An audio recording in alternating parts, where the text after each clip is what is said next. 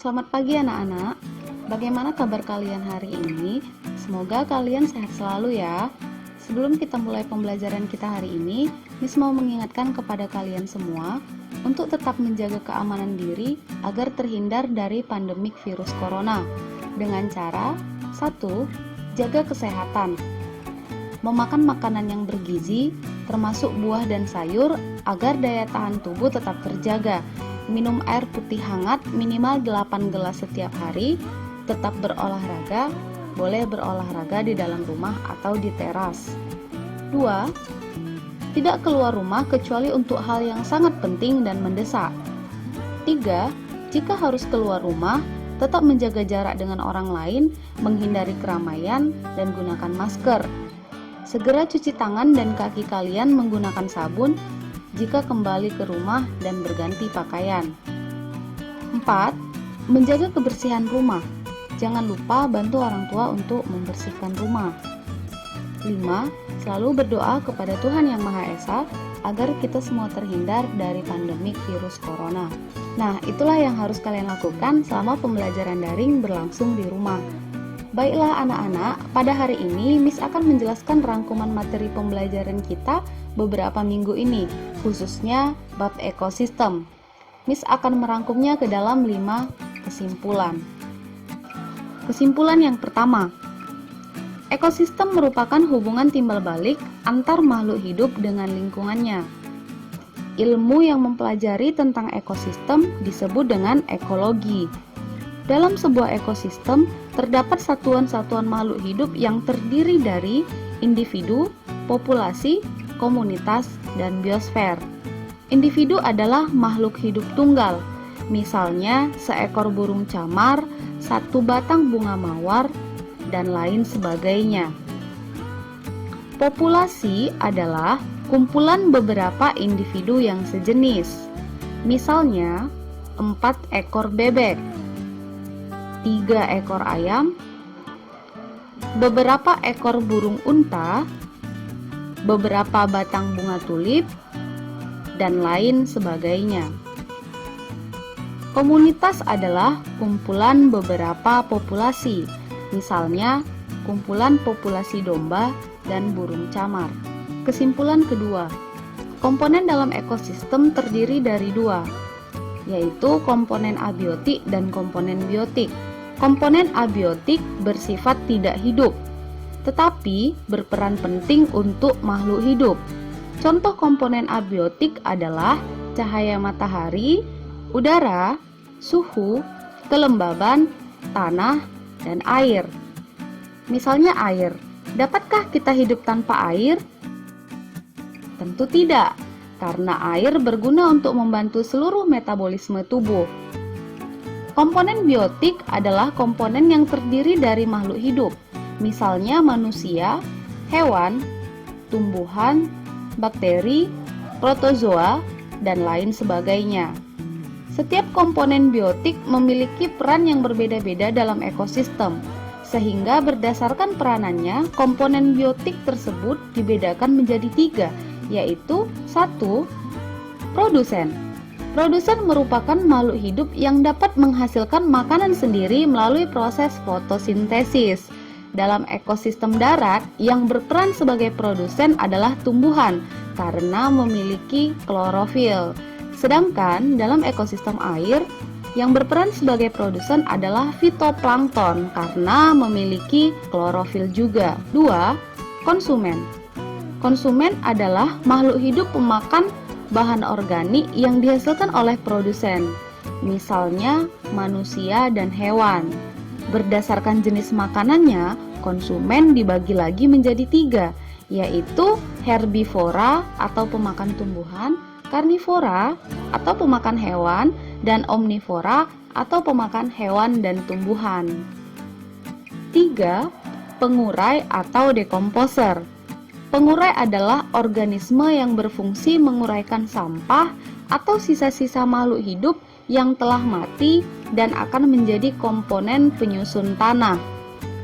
Singkatnya, pengurai ini berperan dalam proses pembusukan. Contoh pengurai adalah bakteri dan jamur.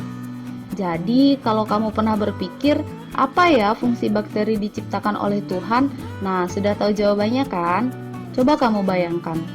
Jika tidak ada bakteri pengurai, maka sampah dari jutaan tahun lalu akan menumpuk di bumi. Mungkin bumi ini sudah tertimbun oleh sampah. Makanya jangan lupa selalu bersyukur kepada Tuhan yang telah menciptakan makhluk sesuai dengan fungsinya masing-masing. Nah, tugas manusia menjaga seluruh ciptaan Tuhan, termasuk tugas kamu juga loh. Kesimpulan ketiga, di dalam ekosistem terjadi interaksi antar komponennya, baik antar komponen biotik dengan abiotik maupun antar komponen biotik dengan biotik.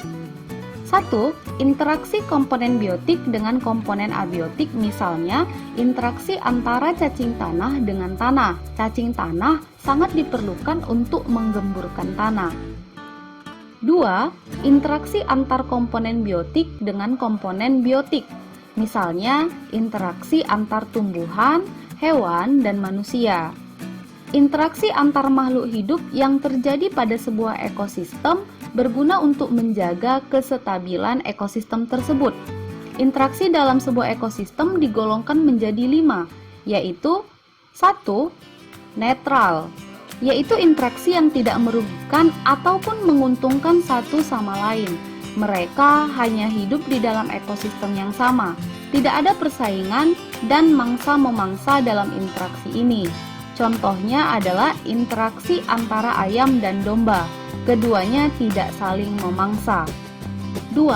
Predasi, yaitu interaksi antar mangsa dan pemangsa. Contoh interaksinya adalah zebra dan singa di padang savana Afrika. 3. Simbiosis. Simbiosis adalah interaksi antara dua makhluk hidup yang saling berhubungan. Simbiosis dibagi menjadi 3, yaitu simbiosis mutualisme, merupakan hubungan antara makhluk hidup yang saling menguntungkan. Contohnya adalah lebah dan tanaman berbunga. Lebah mendapatkan makanan berupa madu dari bunga, sedangkan bunga terbantu proses penyerbukannya karena lebah.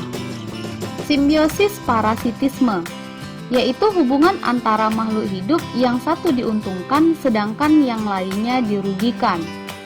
Contohnya tumbuhan tali putri dengan tumbuhan inangnya.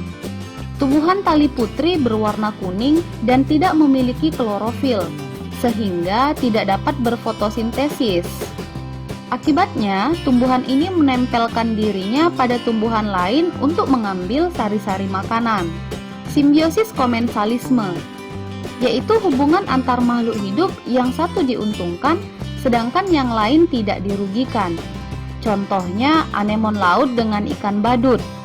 Ikan badut memiliki zat yang melapisi tubuhnya sehingga kebal dengan sengatan anemon laut.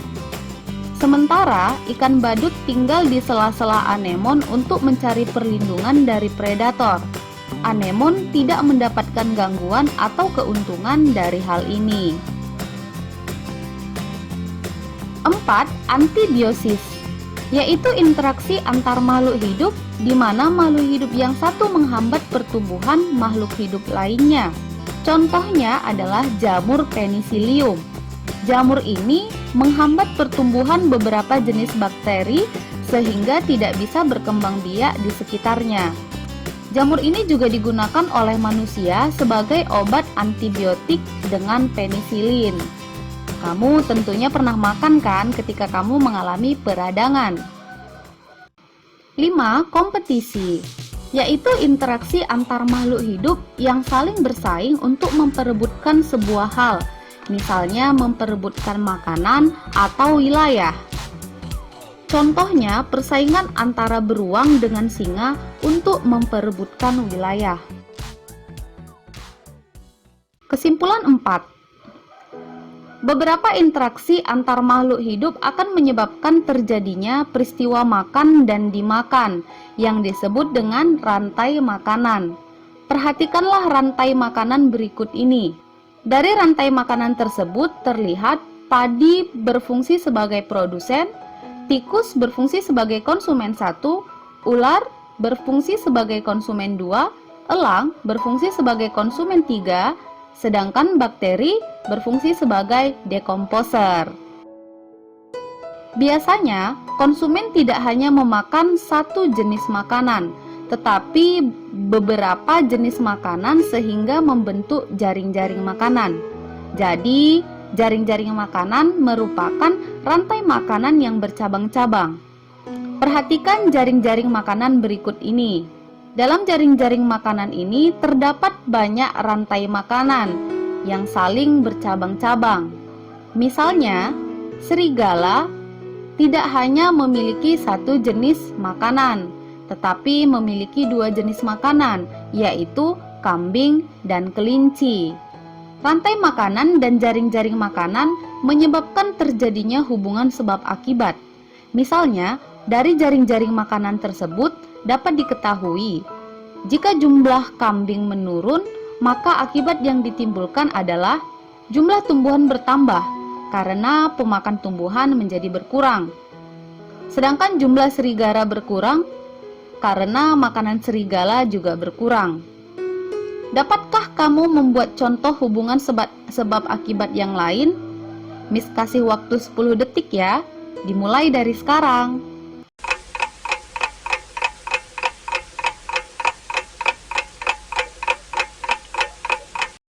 Oke, lanjut. Dalam ekosistem yang seimbang, jumlah produsen harus paling banyak. Selanjutnya, konsumen satu lebih sedikit. Konsumen 2 lebih sedikit lagi, dan seterusnya. Hal ini disebabkan karena hilangnya energi pada setiap tingkatan. Jika rantai makanan digambarkan dari produsen sampai konsumen tingkat tinggi, maka akan terbentuk suatu piramida makanan seperti yang ditunjukkan oleh gambar berikut ini. Nah, sekarang kamu sudah paham kan perbedaan rantai makanan, jaring-jaring makanan, dengan piramida makanan. Kesimpulan 5. Berdasarkan proses terbentuknya, ekosistem dibedakan menjadi dua macam, yaitu ekosistem alami dan ekosistem buatan. Ekosistem alami adalah ekosistem yang terbentuk secara alamiah karena pengaruh dari alam tanpa campur tangan manusia. Contohnya adalah gurun, sungai, danau, hutan, dan padang rumput. Ekosistem buatan adalah ekosistem yang sengaja dibuat oleh manusia untuk kepentingan tertentu. Contohnya, akuarium, kolam, waduk, dan sawah.